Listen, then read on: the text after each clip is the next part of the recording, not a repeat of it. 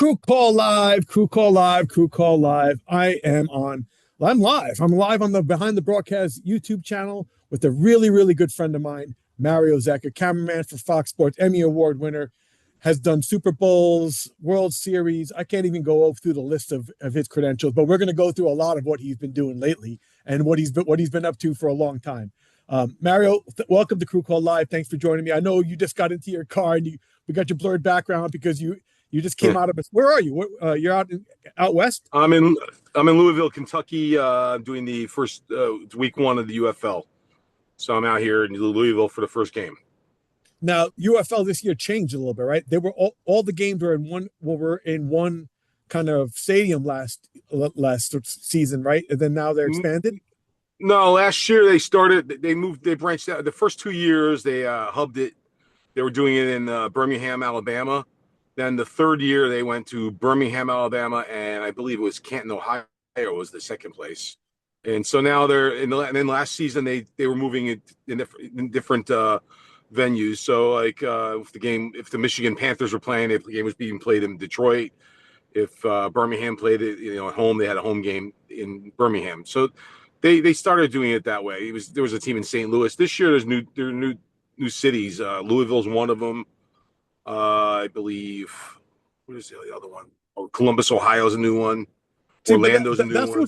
That's what's kind of weird for me to think about, because Fox is a big company, and Fox is doing this like a big show. This is like you're pretty much doing an NFL kind of show, and big technical truck, big shows, big equipment. You got all the top guys working pretty much on these shows, but you end up having to work in stadiums that are maybe not ready for a lot of this stuff, right? Has that become a little bit of a problem? It was a problem. Like now, I think they've finally gotten it down. Like they're doing them in like soccer venues that hold about 14 to 16,000 people. The issue is you do a game at Ford Field and there'd be 1,800 people there, and Ford Field holds like 65,000 people. So it looked like there was like 600 people there. You know what I mean? So now if they have a crowd of like, I understand. From my understanding is like Louisville. In Louisville. Tomorrow's the first game. It's my understanding the place is sold out. There's going to be like 16,000 people. It's going to make it look like a big event, and around here, yeah, there's not much going on, like other than, when Louisville basketball's playing or the football team's playing. So this is kind of the first professional sports team they have here, I believe. Yeah, but I think these I guess I don't want to say minor league because they're not really affiliated, but I guess it's a minor league to the NFL because the NFL is a freaking giant. So they're not really a competitor, but it's almost like a developmental. Exactly. It's developmental. I've seen there've been some guys that have come up from the UFL into the NFL now, right? I think every year there's more guys that come in. Like I think last year they had about 85 guys on practice squads, and I think about 20 of them made rosters. So it's a feeder system for the NFL. You're right. It's working out pretty well. I mean, the thing that I think they need to do, and it's not up to me, obviously, it's up to the NFL teams. Like what they should do is when the NFL has players assigned to practice squads, this is the perfect league for these guys to play in. I think, if they played in this league, they'd be able to show more of what they can do during game situations. I like that squad. I think that would be great. But I don't. You mean making the guys on NFL practice squads eligible to still play, but not lose their thing? I mean, that's risky for the player because obviously, he risks injury. But if it puts more money in his pocket for a guy that might not have ever get an opportunity to get that call up, I mean, why not? You know what I mean? Right. No, I really believe that would be a great thing if they can do it. But that's you're talking about. You have contractual obligations, insurance. You know what I mean? There's so many things that we don't think about. Like, hey, man, it would be great that the quarterbacks, say your team drafts a quarterback in the 5th round and he's on the practice squad for 2 years, but you want to see what he has in a game situation. Like, he's not going to play unless he plays in a league like this, right? I mean, that's what I'm talking about. Like, but I just don't know how that would look as far as, I mean, there's a lot involved in this. I know. I mean, obviously with every league, there's a lot to do to promote it, to, market it and everything else. But I also think that they have an opportunity to really kind of like play with the rules a little bit and experiment, because I feel like the NFL like destroyed kickoffs. Like you had guys like Devin Hester. There's no reason to be a return guy anymore because like it's Yeah, they screwed well, it all up. Like, so I'd that's like to all. I see mean, I'd like to see the that, that, experimental UFC change it. yeah, that's all about liability, though. Let's be honest. I mean, the guys, too many guys are getting hurt on kickoffs, and they got sued. Think about it. Like, I'm probably going in a place where I shouldn't go, but like that's what that was about. It's about player safety, and they don't want anybody to get hurt, and that's why they did that with the kickoffs. So they eliminated the collisions, really, if you think about it. Well, but I mean, the UFL is changing the kickoff rule this year. I heard giving the runner a little bit more room, so there is more contact. I mean, what they did was they removed too much of the. I mean, I get it. We all agree safety is important. Like, I don't want to see these guys getting Yeah. CTE and hurt later on in life. When you see these, I remember. Oh God, I'll tell a crazy story.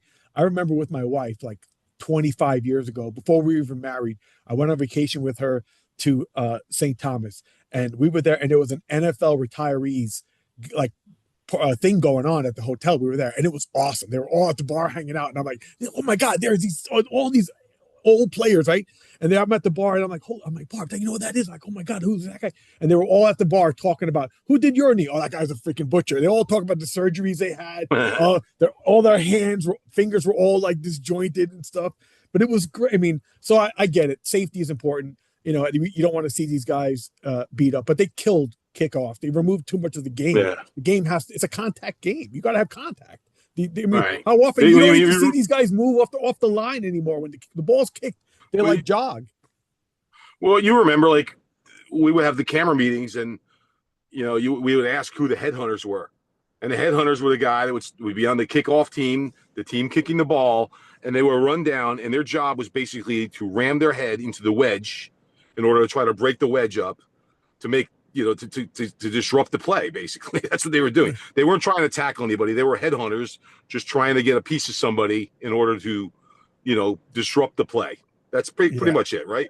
I mean, I remember you're right, the wedge, and then they changed the rule. They made it you can only do two man. That was the first thing they did, 2-man wedge. Instead, they used to have a 5 or 6 man wedge, and they would come together, and the runner would come up behind that, and they would just try to clear out a hole and create a lane for them to try to break a kickoff for a touchdown, kickoff return for a touchdown. So that's done. I guess you're right. The contact was crazy. It felt like rugby, but it was great stuff to watch. I mean, I remember you see these social clips all the time, and there's a great social clip of like the opening of like football from like 1970s, and every play in that in the highlight reel would have been a penalty now. Oh yeah. You remember Bill Bates? He played for the Cowboys. John Madden made him a star. I remember when I was on that crew. Like, John Madden would talk about Bill Bates constantly because he would just he was a safety, and he made the practice squad with the Cowboys, and he made his bones by being on kickoffs and special teams, and that's how he made a name for himself. That's all we used to be. Go ahead, let's get into TV. Yeah, let's get into. Well, you brought up John Madden, man, and I want to. Yeah. I had the pleasure of working a few times on that crew when it was with Sandy Grossman, and it was when Fox had him. It was Pat Summerall and Madden. I mean, that to me that was like the best booth in broadcasting for there will never be another announced team like that ever. They were that's it, top of the line. I'll put Joe and Troy with them. To be honest with you, but like. Yeah, no, they're great. I mean, we have. I mean, everybody's. I mean, you could say great for their era, but they were just all-time greats. I mean, so talk about that. You were young, getting an opportunity. You had to do a tryout to get with Fox, right? Was that the first chance to get on the Madden crew? Yeah, 1994, Fox Sports was established, and when I don't know how many people were aware of this, but all the staff people from CBS you had Hulk on once, so he talked about this. They brought the CBS staff people over to do football because Sandy the first season with Madden and Summerall, because Sandy wanted to be comfortable, and they basically CBS loaned them out to Fox, and God knows what they paid those guys because they were probably overcharging Fox, and so the next season, the people at Fox were like, we're not gonna. And then the rumor was that CBS didn't want their technicians to make Fox look good. Whatever it was, it doesn't matter now. Like, so the next season, I had to go through a tryout to make the crew during preseason football with like 4 or 5 of the guys, and I won the spot. 25-year-old kid, but to be honest with you, as a 25-year-old, I was pretty experienced because I had done a ton of work in New York I started freelancing at like 19 as a utility guy, and then I, got little shots here and there to do camera. And by the time I was 21, I was doing camera pretty much full time in the New York market as a freelancer. I would do every Devils home game, every Nets home game. I would do many of the Rangers home games. I would do the Islanders. I did a lot of stuff. And anytime I got a chance to do football, I would do it. College football for the Big East Network, or when CBS came in, or Fox, well, not Fox, but CBS came in, or NBC, I was used as a local.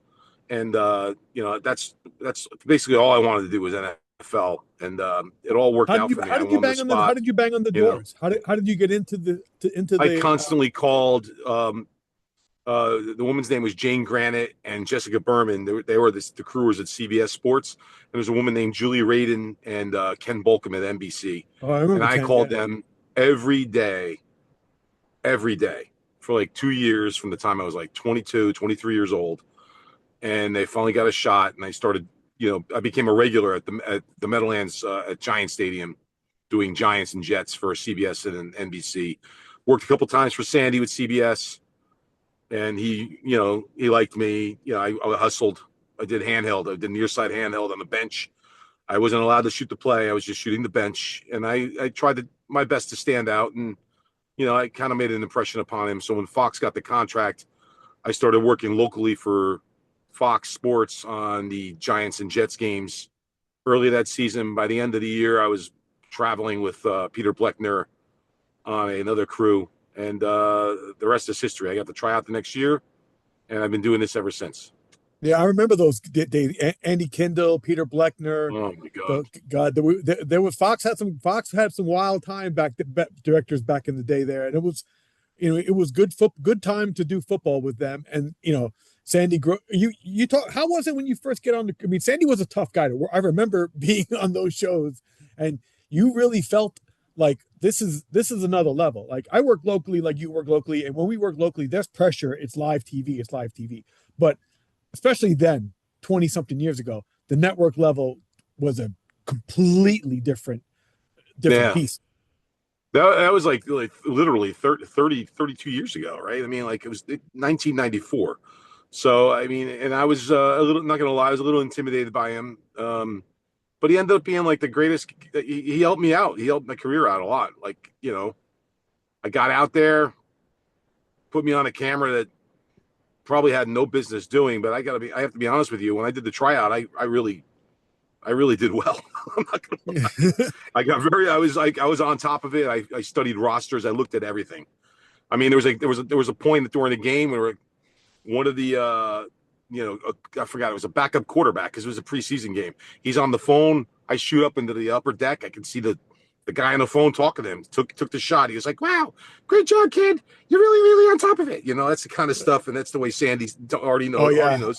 Sandy sounded that way. Like, so like, yeah, I made a point that I was going to shine on those games, and I got the spot because of it. I was very young though. I remember I had other guys on that crew. That were not happy. Because these are guys in their 30s and 40s, and they're doing. They feel like they're stuck. They're doing handheld, and this kid comes in. He's doing low end zone, doing Hulk spot. And that's what it was like. And like, they were. I ended up being friends with the guys in the end. But like, it was like, at first it was a little bit intense. I'm not gonna lie to you. A lot of jealousy and stuff like that. Well, you have no business doing this, kid. That's what I heard. Well, I think, back then, I mean, we could talk about it now because, the freelance, we are now the majority of the market, freelancers, but that wasn't the case 30 years ago. It was the opposite. It was very much staff guys, and they were very much united, and they were a very close group. And if you were very lucky enough to be the guy that filled in on their vacation relief, or you covered them on something like that, it was just like a taste. You were never going to get the apple from them because they were not giving those things up. Those guys, no, most of those guys stayed 30. We know those guys. They all walked away 30, 40 years of a career. But the problem is companies aren't offering those careers anymore. I don't think. Now I wish they were. But yeah, I kind of do too. But that's just not the way the industry is. But you did make two really, really important points that I wanted to key in on, man. You were persistent. You called CBS all the time. I feel the same way, man. you have nobody to freaking tell you not to do anything. I don't care. I'm not being annoying. I'm letting you know how serious I am about this opportunity that I want to show you that I can make. Like you got to fight for your shot. Like I don't care. Like you know what? If I'm annoying, then you can tell me to stop. But until you tell me to stop, I'm going to keep bothering you because I know that what I can bring to the table, and I want to show you that. And I always feel like persistence will always overcome resistance. It's just the way it is. But like I look at this picture here, and I'm seeing it to myself like this is a young Mario, man, a young guy. And this is back when you were like you got a chance to work with one of our legends like Bill Webb. He was really influential in your career as well. He was an Hall of Fame director, baseball guy, but he was our local, director for many, many years here. So he nurtured a lot of our guys here. Yeah, I mean, I did a ton with him. Like listen, the guy took me everywhere, and I owe him a lot. He was a great teacher in he understood what the fan wanted to watch. He didn't direct the game. He directed the fan. He actually directed the game for the fan in a bar that's watching without sound. Now he would pay attention to the announcers. So don't get me wrong. Whatever the announcers talk about, we're talking about. He would put that on television. But he had this pattern that he would direct the game for the people that were watching. He did it for everybody. You know what I mean? Like it wasn't just like. I think there's a lot of it going on now where people direct shows now for themselves or what they think that they want to see. I think they think that the viewer gets lost now in some, not by everybody, but there's a lot of that where, I'm going to do this, I'm going to do that. It's like, yeah, but the fans at home don't really care about that stuff. They want to watch the game. You know what I'm saying? Know, like I'm not going to, no names, I'm not saying anybody in particular. I'm going to drop a name, man. Yesterday, freaking Netflix had a home opener and they don't have a score bug up. Like the simple bug. I didn't watch it. Yeah, I didn't watch it. Yeah, I want like to me, like I mean, there's certain in broadcasting in sports, you and I have seen all the advancements in technologies, graphics galore, 3D graphics, animation, overlays, all the above. But now we're getting to the point that we can do all these crazy graphics, but the simple ones that give you the information that's always been relevant is not there anymore. Like I don't understand these production choices sometimes. It's production. I didn't see that. Really, they value. Yeah, it's got to add value. I agree with you there. It can't over. Like, you don't know what the pitch is. But also there comes a time for me, and I think I can say this after doing this for 35 years now, where production value is important, but it's not important your job is to cover the game. People at home don't. I'm not saying they don't care about the production value, but I'm just saying, to me, the most important thing is that you show a broadcast for the fan at home that just wants to watch a baseball game or a football game. You know what I mean? They don't. It's not all about the bells and whistles. Sometimes sometimes you have to go back to the old. What works for everybody. You should do the game. Am I wrong? I don't know. Maybe I'm wrong. No, I don't think you're wrong. I mean, like we've had, I guess, throughout our careers, you and I have had a chance to work the biggest shows and then the smaller shows. Like so, we've seen the disparity and everything that changes it all. Then, but you know what? You sent me a bunch of pictures. I wanted to go like this is another one of you with a bunch of. I mean, Tommy, God rest his soul, and then your brother's in this picture. Now let's talk a little bit about Pablo. Pablo, your brother is one of the best EVS ops in the country, and you and him for a while were teamed up, and like you were camera, he was EVS, and that was like a tandem on your stuff. And how was that when it was working with your brother and you guys were like, he was your guy? Because like a tape guy to a camera guy is kind of an important role. It was the best. I'm not gonna lie. I mean, he's like, I don't think there's anybody better. I know I'm partial, but I mean, I know, like, we have these private channels now, and what I'm talking about. You can talk to the tape operator. Hey, 15 seconds back, I had a shot of this or a shot of that, or most of the time it's just talking about stuff totally unrelated to the game and just joking around and just trying to have a good time, But there was this. I didn't have to tell him anything. I didn't have to say a word to him. There's just like this synergy between the two of us. I mean, we're brothers, so like, and he knew what I was going for. I know what he was going to look for, and it just worked out. Now I'm with Eric Abram, who's another outstanding guy you've had on the show. He's great, and like he has kind of the same thing going with me. Pablo is just another level. Like he has this ridiculous knack to be able to watch three different things and get this stuff on the air. Like at one point, like he had me on his tape. He had my machine on a cart, which is in like a high speed. He had Don Cornelli, and at another point he had Kyle Hagan. He had three of us at once. He's doing that. He's editing bumps and he's getting all this stuff on the air. And I'm like, how the hell are you doing this? It's just stupid. You know, like the guy's it's like a savant. You know what I mean? He's just so good at what he does. Besides Well, being my brother. yeah. Well, you mentioned cart, right? So this is your setup here. Look, and that's you with the family, man. I love. I asked you to send me pictures. You send me pictures of you and your family. I love your wife, your kid, your girls. I like that you got a chance to bring them to the game. So you're on the low side of the cart, right? That's your shot every week with Fox.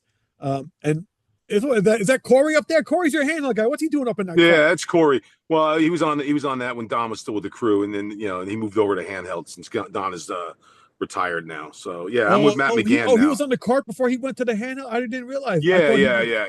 He actually he would split. He did half the games, and Don did the card half the games. So yeah, that's the way they kind of eased him into doing handheld on the show. He does a great job. He's great, Corey. I love him. Do you like being on the cart? Are you comfortable? I mean, being on that thing, and do you feel the stability on it? Do you feel comfortable with it? Because Yeah, it's shaky sometimes, right? right. Yeah, but you have to be like Barishnikov on the thing. Let's be honest. You have to try to like move smoothly, and we have green tallies. I can tell when the other guy's on. When Corey's on, when he was on it, or Maddie now, we have a green tally system. We can do it that way. Um, you have to stay still. That's it. There's no other way around it. And I'm not going to say that I don't screw the guy on the other side because it happens once in a while. But you have to just stay still. You know what I mean? Just stay still. That's all I can say. There's my Do daughter you? Mia on there. Yeah. Now, when you're lucky enough to bring your girl to a game, I mean, it's so funny seeing that picture with your girl. My son today, my oldest, I was telling you before we got on, just moved to Las Vegas for his job. He's 25. So get slowly emptying my nest. But I remember him and his brother were younger, I got a chance to bring him to a set day at the old Meadowlands. And you remember the old Meadowlands used to have that the big like dome, blow up dome with the practice field for the team Yeah, to yeah, practice yeah. on outside the stadium. So we were coming back from lunch, and right when we were coming back from lunch, you'd have to walk past the dome, the practice dome, to get down the ramp to get into the stadium. And as we walk by, the whole team starts coming out of the dome. All the Giants teams. So I told my sons, "We'll just step back, let the team go by." But as the team goes by, they see me standing there with my two kids, and right away they start high fiving my kids. Right, so they're high fiving all the. So my two boys high fived all the entire Giants team. Right. So they spend the whole day. I let them drive the golf cart around. We would bring cameras out because it's a set day, whatever. Right. We get home.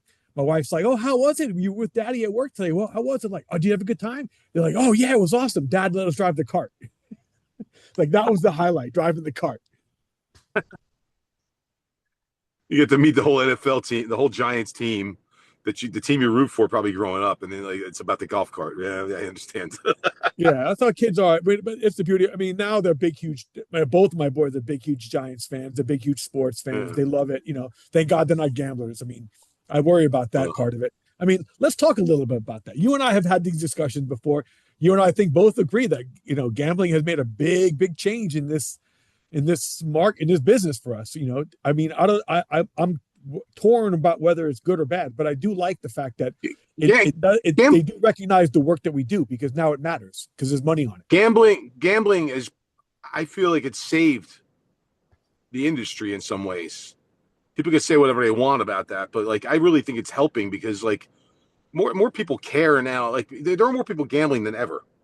Let's be honest. There are people that never in a million years would have gambled because they didn't want to do anything illegal, right? And now they're gambling.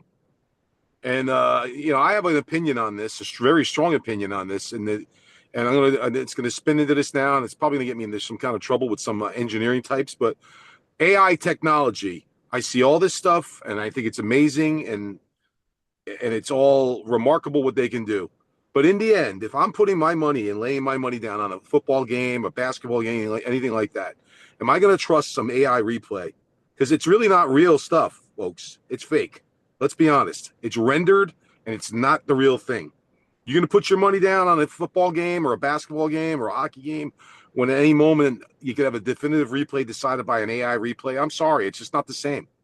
I don't know how you feel about it, Hardy, but like I'm No, really, really feel I don't want strongly the about this. technology going that far. I don't want it going that No, far. it's not. It could be. You know, if you're going to use it as an enhancement for the coverage, that's a different story. If you want to just invest fully into that type of thing and say we're going all in on this shit, let's be on. You know, let's be honest. And I think it's amazing what they can do. Trust me. I'm not here against it, but I'm just telling I'm you, not. it's I, not the I'm not same. torn. It's Yeah, not the same. I think I It's agree just with you. not. But like with AI, I'm not really worried about AI. I feel like AI can't take my job, but somebody who knows how to use AI can maybe have an impact on it. But I don't think as a camera guy the AI is going to be able to replace us, help us, assist us, maybe change That's what things. it But could be I there don't. for. Yes, yeah, yeah.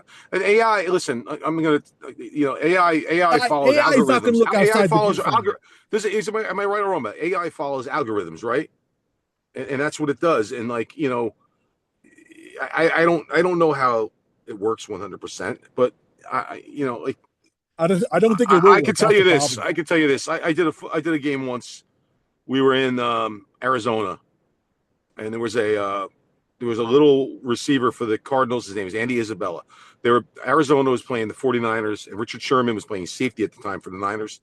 And Andy Isabella makes this catch over the middle. There was a blown coverage where I think the other safety was supposed to like roll to that side of the field and basically contain and stop prevent a big play. It was almost like a cover two. You know what I mean? Like cover two is like you don't let the big play happen, right? I don't think it's And been like right. Yeah. Rich, so instead of following the ball, instead of following Andy Isabella into the end zone, tails away where I can see the back of his head as he's running, I saw Richard Sherman out of the corner of my eye going absolutely crazy on this other corner of this other defensive back, and I whipped. I snap zoomed into him and like I had a really good replay of it. I don't think AI is going to recognize anything like that. I don't know how it works totally. I'm not going to sit here and tell you I know, but I can't see that. I don't know. I just can't Yeah, see it replacing that's a human exact. That's being exact. watching the game and like look, I didn't play football at a high level, but like I played a little like I understand it. I've done it for 35 years. So like like I can't see that replacing us in that regard, especially for shots like that. You know what I mean? Like they could put a chip in the ball and they could follow the ball, and I'm sure it'll be fantastic and it'll look good. But you're not going to replace a human being watching a game, watching a storyline, how stories develop during the course of a football game, or know the history between players that in the past. I mean, I did a game once. I'm not trying to toot my own horn, but like Beckham went against the Panthers, and Josh Norman basically showed the NFL how to play Odell Beckham that day. I don't know if you remember that or not. I mean, he No, actually had him in a tizzy. Odell Beckham threw a punch at him during the game. He ripped his helmet off. He tried to spear him. Like I can't see a computer, AI technology figuring that out on the fly. Like, let's just stay with these two guys during that. My job is to go with the ball and to get the best picture. I saw what was going on 2 or 3 plays into the game. I stuck with those guys like 3 or 4 plays. I got great shots. I can't see that happening with AI. I don't know. Maybe I'm wrong. I'm no, I sure don't an think you engineer are. would But argue that, with me. but I'm you're sure an definitely. engineer would argue with me, though. I understand why because Well, that's they're going to argue about that's their everything. gig. Well, Yeah, everybody's going to argue about everything until somebody proves it wrong. I agree. right, The AI can't look outside the viewfinder. They're going to stick to the assignments. They're not going to think outside the box, and that's what real right. good cameramen do. You think outside the box. You pay attention to what's happening and what could be happening, or what might be Yeah. happening, or whatever else. You just learn to look for more. I don't think that could be taught into an algorithm. I totally agree with that element. Your job is not only to just follow the ball. Your job is to know the players, figure out what's going on during the game. You know what I mean? Like that.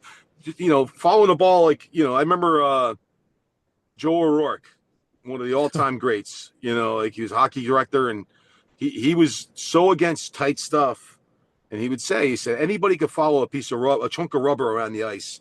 You need to like think outside the box and know what's going on and understand this game, like what happens during the play, like on hockey, like how, I watch plenty of guys do hockey, Hardy, and they follow the puck tight and it looks great. And I'm not going to say that I've never done it, but at the same time, there's a guy pressuring the puck, and that's what really causes the guy pressuring the puck and forechecking causes the turnovers, which usually turns into what? A goal or a shot on goal or a scoring chance. So he was really good about that. And he put that in my head that, like, yeah, tight's nice once in a while, but you need to show what's going on during the play. You're not really doing a service to the viewer by showing that, Yeah, I mean, I'm spinning into hockey now, but like, I know, but you love hockey. I know you love hockey, but that's the thing about you. You love sports in general. Like you love the games. You know your football, you know your hockey, you know your baseball. You know what I mean? And you know your basketball too. Probably not as well. I don't think any of us know. I don't like basketball. I like college basketball, and like NBA is just different for me now. It's not the way it used to be. Like, I don't know. I like college basketball. Go ahead. I'm sorry. I was saying I'm with you. I like college basketball too. But I was just watching that Michael Jordan thing with my son. His documentary, that series he did, that was great. I mean, because that was back in the day, and there's a couple of times when they were showing the NBC coverage, you kind of see Pianko in the background, and I know you Kreger was one of our local camera guys here, was one of Jersey's best, just a great guy, funny as hell. And he did legendary work. He was one of the guys that did for NBC all those. He did all of that. He did all of that. He did that with David Atkins, who's no longer with us. He passed away recently. Too Tall was his nickname. And to be honest with you, Kyle's father, Dave Hagan, those guys did the NBA on NBC for years, and they did all those Jordan years, and like they were probably all over that documentary. I'm sure they are. Yeah, he was. Craig was one of my main mentors. Him and Win Bernfeld. Those two guys taught me so much. Craig taught me like a lot, like how to handle things and how to shoot things, and he also taught me some things not to do, because that's another story for another time. And Winnie, on the other hand, was just like the ultimate professional. He still is, and I love him. I love both of those guys. I miss Craig. I miss Craig. Yeah, I miss Craig too. What a great guy. He was always just, he never greeted you angry. He always greeted you, hey, how are you? Good to see you. He was never, I always loved that about him. He can get angry and get crazy, but he never greeted you that way. It was always like, I don't know. I always thought he was a great guy. And Winnie, I mean, I spent many years on the road when he was on the crew with me. I was on the crew with him, actually, because, he was definitely the senior guy. He'd been with Fox since day one. I mean, and he's still with Fox right now. I was on that show for a few years with him. And he's just one of the, you're right. He's a pro's pro. He was the president of our union for a long time. He's still around he's still at the top of his game. And, he's one of the best tight hockey guys. And he was a guy doing handheld at the Islanders, like those 4 years of he was on the ice for those. So it's like, he's had a career, 50-year career probably in our market. Any young guy in the business starting out that doesn't understand what that guy's done for this business, you really need to pay attention, because if you're going to follow anybody, that's the guy to follow. And as far as Craig's concerned, he was a very kind man. He really was. Because you know what, Hardy? He loved everybody. Yeah, he really. If you understand what I'm saying, he loved everybody. I mean, yeah, well, I love, that's probably probably one of my favorite things about this business is not only, we're I think in every market if you are drawn to this business, there's something about you that's just different. You're obviously not a freaking office guy. You're not like a person that wants to sit behind a desk all day long. It's something about you. You have a creative spark. You have something that you need to express visually. It draws a different kind of people into this business. And so they're characters here. There's great characters in this business, but there's great guys in this business, because, most of us here in this business, are like you, man, family guys. I mean, you're a family man. You got your girls, your wife, we do this for them. We're on the road. It's a sacrifice to do this. It is great to love what we do, and it's challenging, and we all like what we do, but there is a sacrifice to it. You're gone a lot. It's sports is nights, weekends, and holidays. You know what I mean? There's no getting around that. That's what it is. I mean, you make me You're gonna make me cry now because I think about this stuff so often. Like I miss so much, and I try to, you just, the thing is the other problem is like when you're home. I don't know how you are. Like I overcompensate. You know what I mean? Like it's like, and that's probably not a good thing either. You know what I mean? So like Yeah, you it's want to just make it's up for such the a time tough. that you missed. I It's know. just I such a feel. tough It's such a tough way to balance things. You know what I mean? Like it really is. I know that's important for people to understand too. In this business, it's a demanding work environment you work in. It's a collaborative work environment, and it's a rewarding work environment. But you will make sacrifices, so you should be really, really, you know, willing to accept that and accept and be honest with your partner in life. We all have wives or girlfriends, whatever, and thankfully, my wife kind of knew the business I was getting into and what this would be. It's like she realized, oh, he's not going to work a 9 to 5 job. This is not Yeah. going to be this office guy. This is something different here. This is not a guy who's running his own business from home or doing his own thing or whatever. Like that's all great. Everybody has their own thing. I mean, I just remember for me, I knew I wasn't an office guy. I knew I wanted to do something different, but I didn't think TV. I really thought commercials. I thought I would be an ad man. I remember watching Bewitched, thinking of Darren Stevens, and he had the hot wife and working for the Tate Enterprise, whatever the advertising agency. I was like, that sounds good to me. But then Yeah. I that led to me thinking about commercials, and then commercials became like you and I were when we were younger, and I was in college. That time period, the 30-second commercial overnight became like the half-hour infomercials, which led to now like home shopping. But like that never happened before, and that's what led me into production because now people weren't thinking about 30-second commercials. Actually, I could do a half-hour show because back then they were selling everything: Ginsu knives, pots and pans, all that stuff online. So I Yeah. like The production.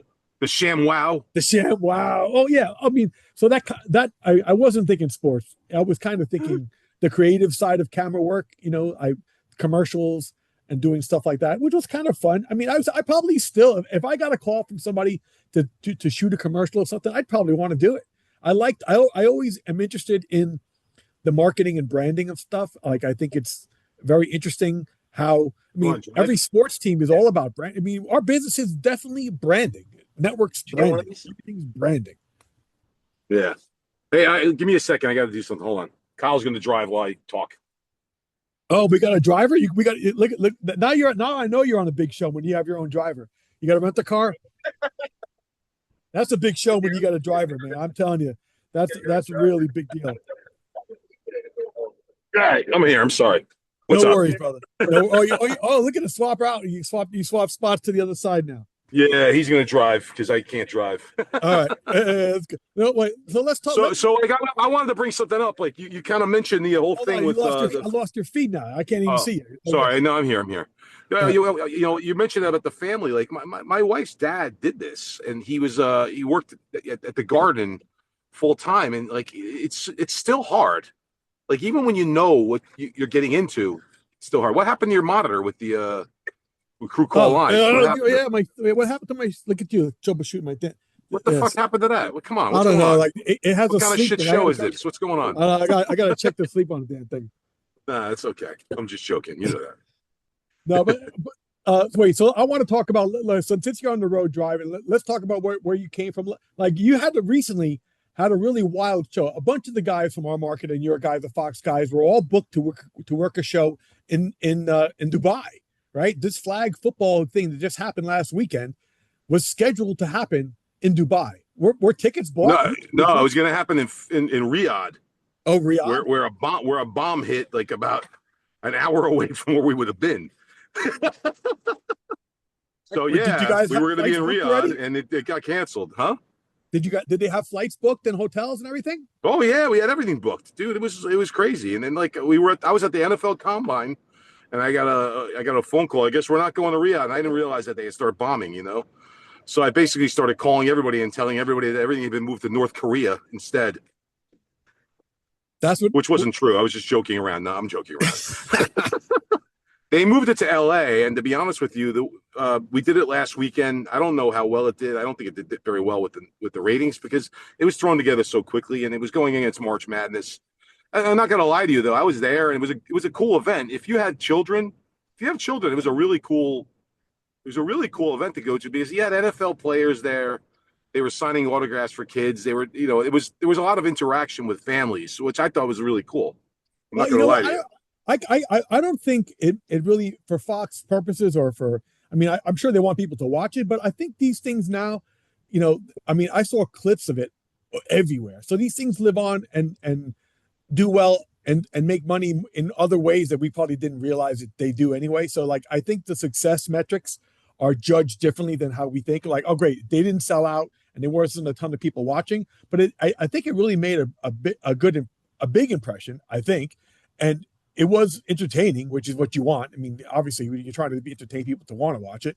So I think there'd be more of these type of things, which is good. I mean, I want to kind of see what happens with more productions, more work being done, more. I think we are going to see more ways of covering competitions differently. Yeah. I mean, yeah, I hear you. It isn't all about the TV coverage or the people in the crowd anymore. You're right about that. I would love to see something like this work. I would love to see. I like to see NFL players against WWE stars. That would be really cool. In like a pro-am, game, yeah, like a flag football game and a flag football game. That would be great. How funny would that be? That'd be awesome.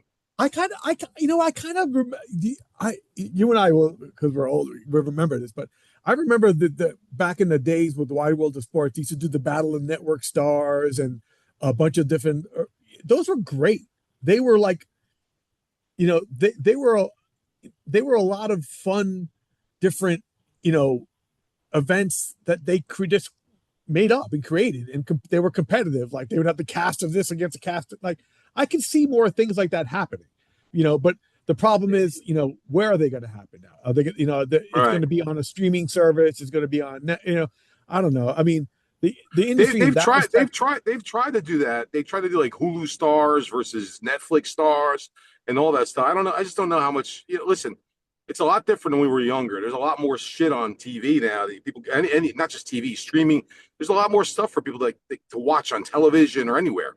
Yeah, when we were younger, there were 3 channels. There were 3 channels, right? And like there was cable, and there's like 20 channels. Now there's like so many options for people, and I just don't. I don't know. Well, I think I want to see the Battle of Network Stars where they have the dunk tank again. That's what I want to see. Oh, Bring back Heather Thomas and Heather Locklear. That's what I want. Oh yeah, those 80s girls were great in that. But yeah, but this is like it is such a crazy business, and there's always going to be changes in development and stuff like that. I mean, I think women's sports, there's going to be a growth in that. I mean, I see more of that happening. I see more of that stuff being competitive. I see more outlets wanting to do it. I just hope that they do it in the best way possible. That's for me the biggest question is how are they going to do sports productions? Because now there are so many different ways to put a show on the air, from really putting it on the air with the truck and all the gear to almost having nobody there and just feeding a couple of. I mean, I did a soccer show recently where we were 4 cameras built, and they were embedded audio, so with the camera mics only, being sent down to Florida through a fiber box, and that was it. And it was cut down in Florida for a soccer show, and that's how they did it. I mean, is that the best way to do a show? No, but they got a product on the air. They get it on TV. They get it on TV. Yeah, that's what's happening in a lot of places now. But like, I don't know what we can. I don't know how much anybody can do about that, Artie. Well, it's the cost of play to do that. Work is work. I mean, that's my right. That's yes, I've worked Super Bowls, but I don't care. I got a mortgage. If they call me tomorrow and I have to work one of those jobs, guess what? I'm going to work one of those jobs. It's funny. There's a director we both work for. I'm very close with him. He'd be like, "I can't believe you're working that." I'm like, "What? If I made like $50,000 a weekend like you, maybe I wouldn't have to do this." Yeah, that is kind of funny. Some of these directors, like, I mean, I know. Listen, I'm not judging anybody. I love that they made their career choices, but and your career choices are great. Like, if you're a director and you're making big bucks and you don't have to kind of work all those jobs because you can pick and choose the jobs that you want to do, that's great for you. But if you're a working cameraman in this industry, and even if I mean, you can talk to, I think, a lot of guys in this business who have worked on a pretty big show. And if you go ask those guys to look at their calendar, when was the last time you worked a smaller show? I guarantee it wouldn't be as far back as you would think. Like, guys need to work. We need to work. There's not a Super Bowl Yeah. every weekend. There's not a big thing happening all the time. You know what I mean? It like I Well, know. I mean, I'm lucky enough that have dipped my hat into the sports world and in the entertainment world a little bit, doing some concerts and stuff like that. And I know some of these award show guys, like there's only a handful of those, half a dozen, a year. That's not enough work for those yeah, guys. you can't survive on that. No. You can't survive that Yeah. way. So you're Yeah. always going to do other Yeah, like stuff. I work with a guy that says every game's the Super Bowl, so I know what you're talking about. Like, Yeah. Well, and also there's another guy, Don Cornelli and I were doing the Republican National Convention a few years back, and he was like ripping us for doing it because he hated Trump. It was the most hilarious thing. What are you guys doing? I'm like, it's a paycheck, dude. Like, I don't know what to tell you. Like, it's just the way it is. As I said, if I made $50,000 a weekend, I wouldn't have to do this. Yeah, they're gonna judge you on the work you Not do now. Like, 50,000, but you know what I mean. Listen, I don't believe that.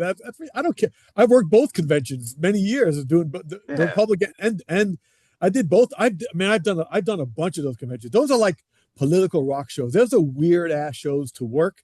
They're not easy shows to do. I was an RF handheld on those things and having to run around the floor. I mean, you would think the states would be in the states and these are like you would think the order of how they would put states around the arena would be like alphabetical. No, I don't know. That would make sense, right? No, it's not by that. It's by like delegates or whatever else. So like, Yeah. you think California is with where all the other, Colorado is. It could be over here by like it's so like I remember looking at the map like, oh my God, I had my utility. And when you're an RF guy, you really don't need a utility on your cable because you don't got one. He's just there for Right. swapping out my batteries and and making sure that I have a clear path. But I was giving him the map and like, listen, if I tell you, you got to tell me where the hell these states are sometimes because what states, Yeah. all that logistical stuff is crazy. I mean, but a lot of that we go over in the camera meeting. Let's talk a little bit about the camera meeting stuff. I mean, do you like, what was that camera meeting like for this? Who directed the flag football game? That would be Rich Russo. Oh, Russo, your guy from who does Fox Super Bowl. Yeah. That was he up for that? Was he into it? Yeah. Yeah, he was into it. Yeah, well, yeah, we did like look. I think Tom was playing in it, so we did it. Let's be honest. I think that's what it came down. I don't know. I think that's what it came down to, that he wanted us to do it, and then we ended up doing it. We were going to go to Riyadh to do it. Let's think about this now. Going to Riyadh to do a flag football game. Who's going to go to Riyadh? When am I ever going to go to Riyadh in my life? You know what I mean? Know. And then this goes to the same thing. Like, how could you do the Republican National Convention? You can leave the car on. I'm going to stay in there. How could you do the Republican National Convention? Because I get paid money to do it. It's the same thing to go to Riyadh. And it also has to do with loyalty to him too. By the way, Yeah, I'm going to do it for him because he's the guy I work for. That's the way it works. I mean, he's been good to you for a long time. So, I mean, you've been. I mean, I want to talk a little bit about because you had to make a choice in your career, and I have to imagine it couldn't have been an easy choice because, like you were talking about, you were working a lot of the shows in New York, and you were on every show, and you were one of our core guys on all the home shows in this market, and you could have easily put out your calendar and filled your dates up all year long locally all the time. But you got the opportunity to go on the road and travel and do other things like that. But it pulls you out of this market. Now, when you get pulled out of the market, as well as I do, once you're out, somebody else is doing that work. Was that a consideration for you? Were you worried? I mean, you still dip your hat back in because you're a named guy and your reputation, people will still want you to work here, but you just weren't making yourself available for the full load anymore. So was that a decision you made, knowingly and were willing to take that risk? It's funny you say that because years ago, Fox got the USGA golf package, and it was going to be 9 weeks of work, and it was pretty. I'm not going to lie to you, it was pretty good, pretty lucrative. Like you get there were long days on golf, and we would do all that stuff. The U.S. Open alone was like. I'm not, we did very well. I'm not going to get into numbers because that's not really appropriate for this, but we did very well. And you do 8 or 9 weeks of golf, and then suddenly when COVID happened, it was gone. They sold it back to NBC. And I was put in the position where I basically walked away for 6 years. And I've had guys tell me, pretty guys that like even Donnie. Donnie would be like, well, you should just be able to go back and do all the Yankee games that you got back. I'm like, yeah, but like, what happens to the kid or whoever it is that replaced me? What am I going to come back and just say, oh, I'm back now? So, fuck this guy. I'm going to get my work back. I can't do that. I can't do that. I mean, I could do that, but why would I do that to somebody? You know what I'm saying? Like, No, I mean, it it's is not like, I know. So cool to like, do that. I wouldn't want someone when I started out. I'm not going to lie to you. Like, and he's not with us anymore. Like Danny Siegel, who I love to death, who was a really good friend. He would come back from doing golf. He would expect us to get back on all the devils and like, oh well, you're stealing my work. I'm like, get the fuck out of here. I'm not stealing your work. What the fuck are you talking about?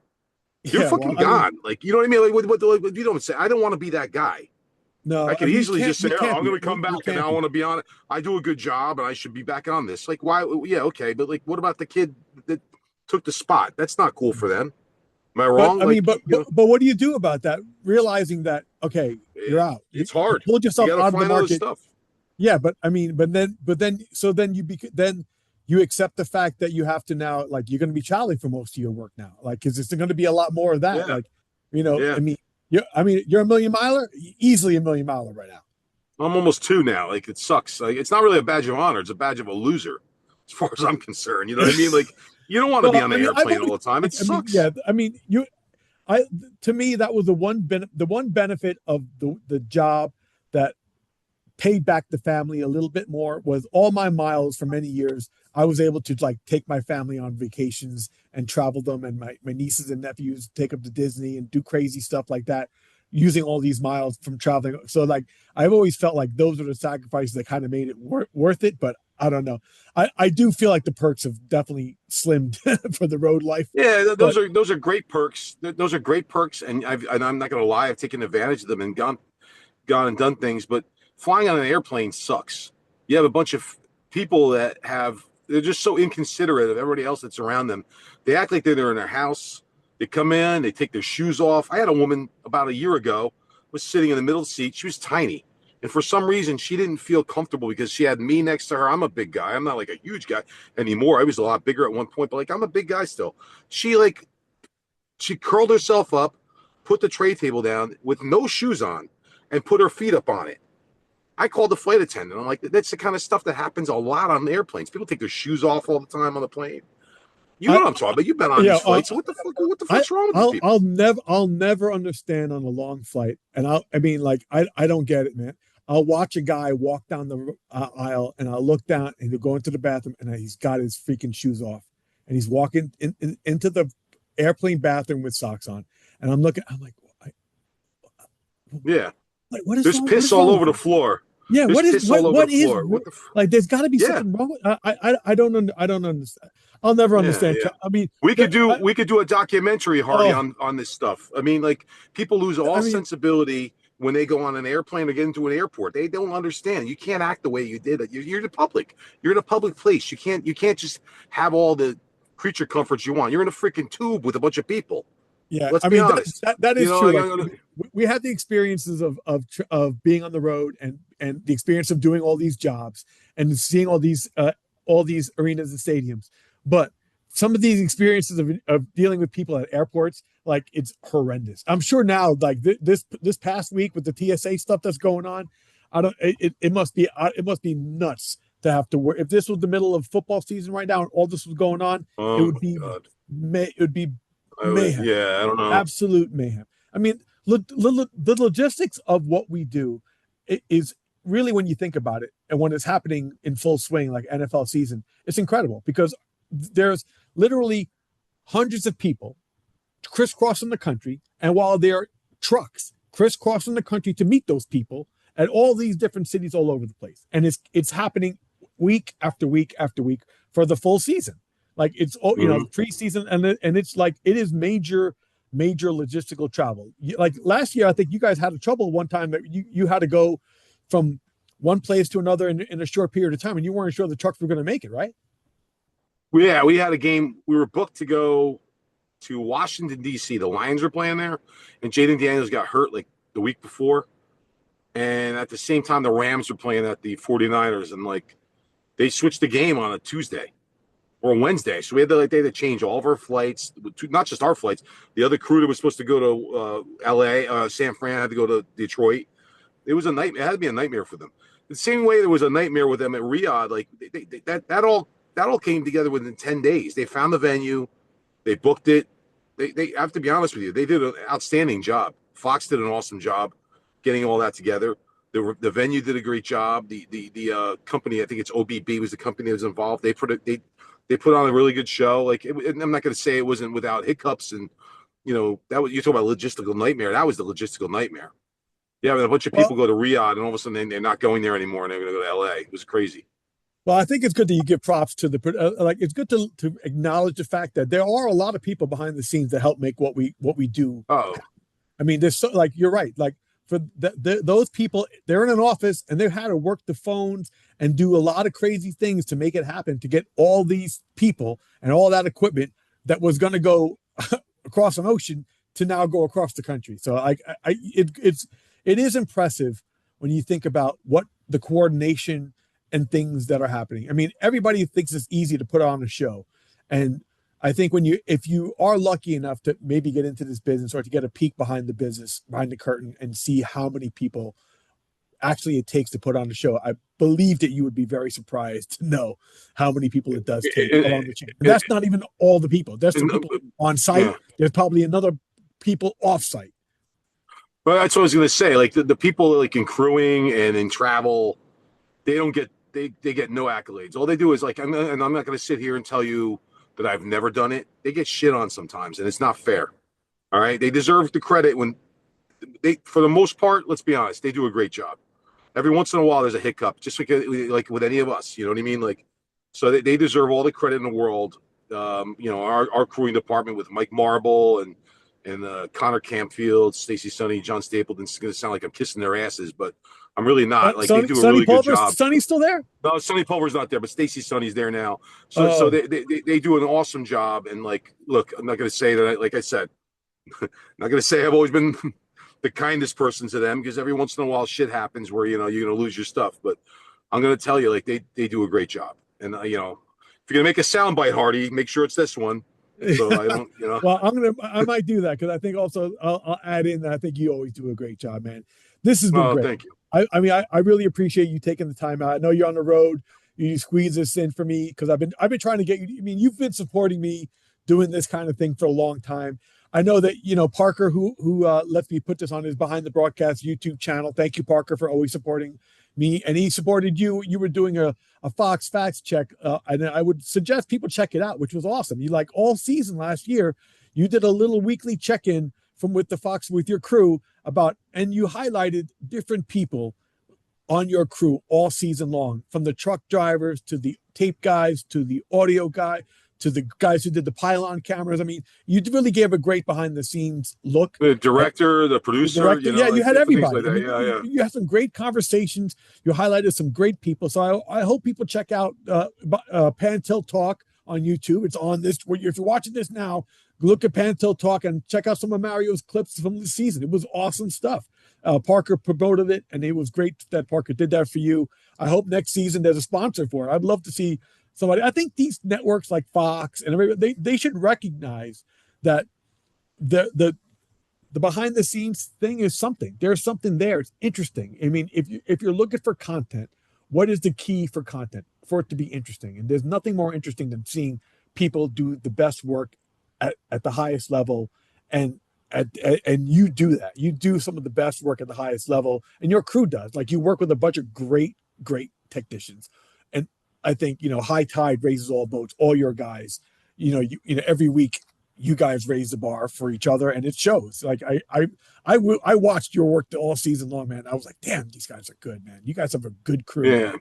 Good show. I've done this. This is like, this upcoming season will be, I mean, not like 95 till what's this coming up? 27, 26, 26. It's going to be my 33rd year, 32nd year, right? Whatever it is. I'm not going to lie to you. This is like the best crew I've ever worked on. And there's no disrespect to anybody else that ever worked. Like, these, it's just like, there's like a bunch of assassins out there that like know what they're doing. They get every shot. It really enables every single person that's out there on the field on the high-speed cameras to go for things, because we know there's 6 or 7 high-speed shots, right? 5 of them are always going to have something. So if I can go for something special, why wouldn't I do that when I know that one of my other brothers are going to have it, right? Yeah, I mean That's the the way I freedom. view it. That's the great. That's the thing. When you're working with a bunch of great guys and you know someone's got your back no matter what, you have the freedom to be really creative and risky. That's great. I mean, plus, That, like that goes for you mentioned that. Russo. There's a trust That's with Russo to let you be that. risky too. I was just going to say that it comes down to like Russo and Z both understand that we know what our assignments are. We know what to do, but they're gonna trust us to get something special, and that's what they look for. That like it's just the perfect formula right now the way it's working because everybody has a job. We all understand what we're supposed to do, but we know when there's a what I'm talking about when I say the window, when you see a window to make a shot look special instead of just like covering a shot. You know what I mean? You can go for that shot when you see the window and when it's open, the door's open, you go for it. If you know Yeah, what I that's mean. great. That's a great freedom to have. I mean, and I think given given the guys that kind of freedom, that kind of trust, really isn't kind of important, and it allows you to get to a level that it frees them up to get, and then you will get those moments. Like I've said this before on the podcast, like greatness is not something that is maintained. It's something that's achieved in moments. It's moments of greatness. That's how you get there. And then, you're always trying to be good at what you do. But greatness is not, what's great forever. You can't just, it's not something that can be maintained. Like at least very few people can do that consistently greatness. It's moments but it's being ready for those moments of greatness. And that's when it happens, being prepared for them. And then you know that it happened right the way you thought it was good, prepared for it to happen, and you were there and you did everything the right. And then you look back and you see in return your replays you hear your tape machine, your replays being called, and then you see it back and you're like, oh man, that's a high. There is a high from that. No matter, I don't care who you are or how long you've been doing it. There's a high from knowing that you got it right, you got the replay, and that the tape room recognized it, the AD recognized it, the producer recognized it, and it's on the air right now in split second. And that's the awesomeness of live television. I mean, you ever notice like when you're working with a group of people and like you see them all out there and they're practicing and they're still, they've been doing it for 30 years and they're still practicing. Nothing pisses me off more when I do a show and I work with a guy and he comes up to me and goes, "Hey, I never worked for this director before. What's he looking for? What's he doing with this?" And then he's not out there practicing beforehand. I'm like, "What are you doing? You need to practice still. Like I still practice. I'll I go out jump there on and I jump on I'll follow all the every time. football in the air. I'll try to get the receiver. I know where my focus is and like you got to practice. I'm sorry. There's no excuse for I that. like to do that. I want to kind of put my camera through some of the tests anyway, like move it around, jump. I want to get a feel for it. I want to see if something's not right sometimes. Or see if I have to make an adjustment or whatever it is. Like you're right. Yeah. Like you can never feel too comfortable. I feel like it's always you want to. I guess you always want to feel like you're getting better at it, or just kind of always trying to think you are. Like I know. Oh, God, I mean, I don't want to admit this, but I guess I will. Like I think some people feel stronger in some sports and weaker in other. Like I feel very strong on basketball, hockey, and football, but I do feel a little bit weaker sometimes on my baseball coverage because like I don't always get to do the same camera. I jump around a lot, and so I'm never really totally comfortable on the camera. If I'm given an opportunity to do a camera a couple days in a row, I'm like thrilled because like I know by the second day I'm in my zone. I feel better. But like when you have to jump from camera to camera to camera to camera, it's sometimes not easy to be as comfortable on it. Especially with baseball with all the assignments. Like I find it hard. It's a tough one. It's not easy. Some people think baseball's harder than other sports, and some cameras are. So, like you're right. Like if you're on the same camera every game, it's got to be a little more familiar for you, right, and easier. Yeah, no, that's like when you have to bounce I'm a around. It fill-in is guy, so tougher. I like agree I with you. never get that opportunity as a fill-in guy. I'm always Yeah. filling in, not a regular. I'm always just a fill-in, but it's fine. I like it. It's definitely more challenging that way because you have to kind of put a new hat on every day, and always try to be the best at it. But obviously, preference-wise, I would have loved to be able to just get on the camera and know I'm doing that camera, and every night, just try to get better at that one camera. There are some guys who are just so good at their one that camera. Like, I'm thinking of Keith or Chez or Al. Like they some of these guys we know. Tony Gambino. Tony Tony Gambino. Gambino to me.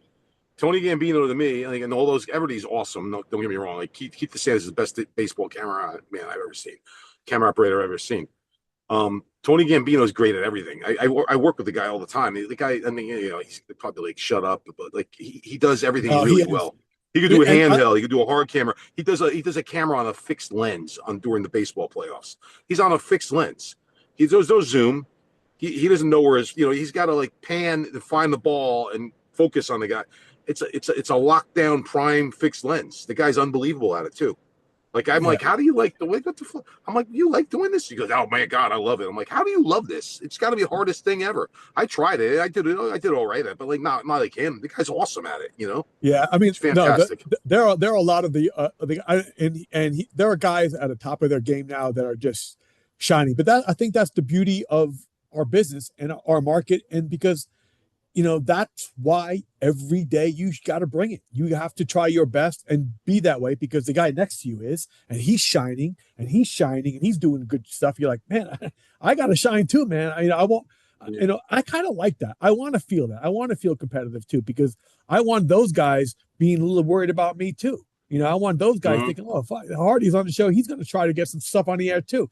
Yeah, I am. Right. Hell yeah, I'm not on this show just to get a paycheck too. Sometimes I am, but I want to get on the air. I want to have a shot too. I don't know. I like it. I mean, that's the thing. I just feel like talking to you, talking to other guys about this, letting people watch and hear what we do and how we do it and how we think about it is important. You're going to learn how to pan, tilt, focus, and all that as a camera guy. Like that's, you can do that easily. But the other part of it, thinking like us, thinking about the show is going to come, with time. You develop. You're always going to develop your ear. Yeah. You're always going to be better when you work with better people. It's going to push you to be better. Like, so there's nothing worse than doing a game and you don't feel like you got enough on when you're working with your peers that are all awesome and you want to you're right. It's not a competition, but we all want to get our stuff on. Let's be honest. We all want to get our stuff on. Well, this has been great, Hardy. Thank you. Thanks, brother. When I say work with good people, man, you're one of the good guys, man. Thanks so much for doing this, bro. I really appreciate you taking the time out. Go back to the hotel. Get a nice get a nice post game meal. That's what you got to get a nice get a nice post game meal. Yes. Maybe I'll get sausages and peppers. I don't know. All right, brother. Appreciate you, man. All right, take care, Hardy. Thanks, brother. This was Crew Call Live this week. Crew Call Live. This was a good one, man. Mario Zecca from the Fox 8 show on NFL went over a lot of stuff today. It was really fun to talk to him about everything he's been up to, all the jobs he's doing. I didn't even get into the stuff. Like, he was working a dog show. He had some great stuff of the dog zipping through the thing on a super slow-mo. I love that stuff. So you missed him. I hope you come back and watch it again next week. Enjoy. Thank you. Appreciate it. Crew Call Live for this week. And is that it? We're out? We're out. That's it.